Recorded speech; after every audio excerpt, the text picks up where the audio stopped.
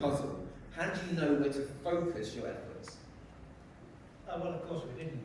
And but the key to it all was sandalwood scented joss sticks.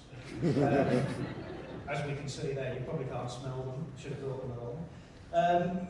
But the diving had drawn a blank downstream for a change, and there was plenty of dry passages with potential for connecting across to the two caves.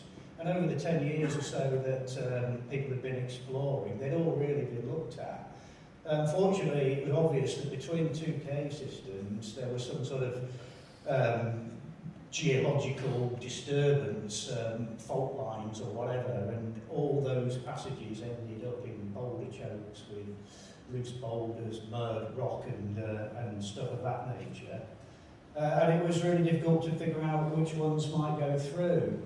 So our favourite option was in a passage called Bruno Kransky's that several people had dug, and indeed they were digging. That's the start of it there.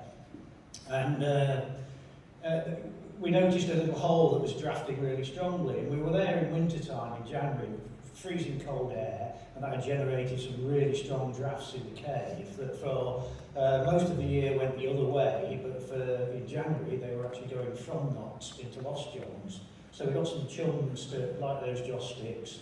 We went around the other side into Lyle Caverns to the major choke there that we had worked over the last decade several times, made a few little advances, but really didn't really know what way to go on.